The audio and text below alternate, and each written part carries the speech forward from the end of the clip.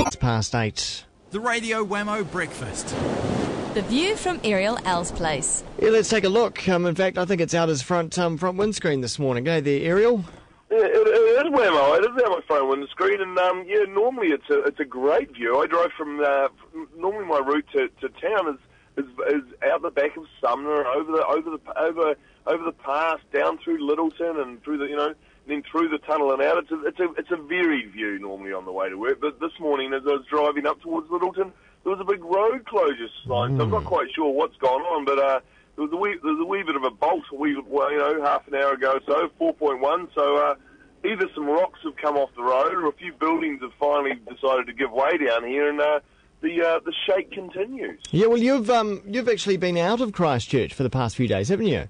Yeah, I took the theory, Wammo. The best way to survive the shakes is not be in them. So bailed over to the fair city of Milk and Honey, Sydney, for a few days. Yeah. And, I was supposed to go over there with Mrs. L, and so we decided that there's no way you could leave your kids in a scene like this. So we picked them up, took them with us, and went. And I've even got a little bit of sunburn, Wammo. Really? Goodness me. A little bit of sunburn lying in the sun and rolling around. Had a couple of great days over there, and of course took advantage of the fact that New Zealand were playing Australia in the last of the Tri-Nations, and went along there and had a great time. At one point the Aussies thought they were going to give us an absolute ribbing as we went out of there, but oh no, we got to give them the cheeky smile when we left the stadium.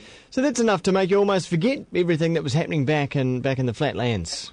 Well, I tell you what, Will, it's not a lot affects me too much sometimes, but after I spoke to you last Monday, everything was like ticking along, and then that following Wednesday, we got that 4.1, but I think it was situated in the heart of Heathcote Valley, and that was the one that really gave me the heebie-jeebies, because all of a sudden it was really close to the city, and it felt as violent as the one earlier, and I was just like, holy smoke, this thing's not going away, and if anything, all of the shocks are getting more and more closer to the city, and things.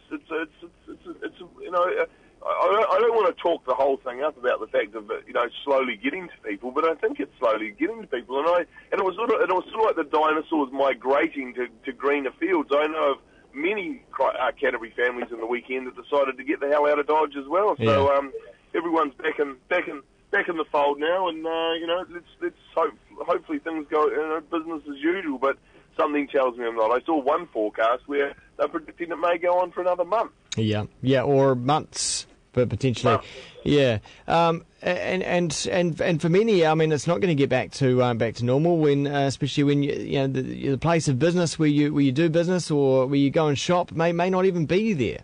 Well, this is true. Last night was the first time I'd actually got to drive down Litchfield Street, and as you drive down Litchfield Street, there's still those cars with bricks piled all over them in front of buildings that no one can get close to. There's a whole lot of and a mate of mine, I went and saw him in town the other day, and there he was, and he pretty much has got one building, and it's sort of like the building now is situated in the middle. It's going to be situated in the middle of a cricket pitch, because all the other buildings down them are doomed to be taken down. So it'll be this lone vessel standing out there by himself. So it's a macabre feeling actually, Wams. Yeah, I heard on the weekend that the cheesemonger, the very popular cheesemonger, has had to move out.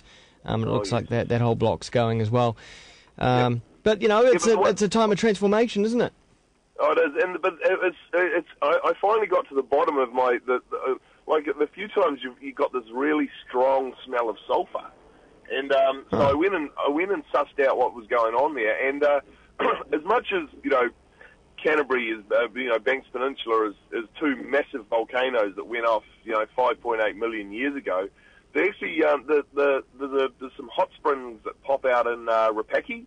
You know where Rapaki that goes over from sort of a power that goes over into the harbour there. It's called the Rapaki Track. Very popular for mountain biking. Yeah. And the springs there have got a larger flow and a bigger sulphur content coming out of them. When they've got a larger flow and the temperature's gone up, and so that's where I've smelt that little sulphur thing coming out, is the fact that, when I first thought, I was like, oh my God, here we go. Imagine if that one blew up. But it's only we've got a wee bit more flow, and the temperature's risen a wee bit. So every now and then you get this whiff of sulphur. And so Canterbury, don't fear. She's not going to blow. It's just the springs have got a wee bit hotter. A little bit like Rotorua, I think. Yeah. Is there potential to go and relax in these springs? Is it that sort of environment? Can you do that? Well, it so happens I've got my shovel in the back of the car where I'm going to go and investigate it. Out of the bad comes the good. Yeah, wouldn't that be wonderful? Oh, that would be a good spell. I always thought that, we should have some sort of hot water pools or some sort of, something like that down here in the Flatland City. It hasn't happened yet. It's got to happen. Someone's got to dig the hole. Well, exactly. Someone's got to be the pioneer. I mean, have you ever been to Hot Water Beach? Oh, I love Hot Water Beach. That's amazing. And of course, we're surrounded down here. We've got Hamner, and then we've got, up in the Lewis Pass. And there's actually hot springs all over the place. People just don't know where they are. Yeah. Well, that sounds like, well, okay. Well, you go and be the pioneer and tell us about it next week. Tell us, or either that or keep it a secret. I don't know. I'd say keeping it a secret would be the one, Wammo.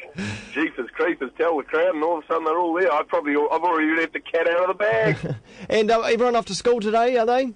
Yeah, business as usual. Everyone's sticking along, doing their thing. So, we're all good, Wams.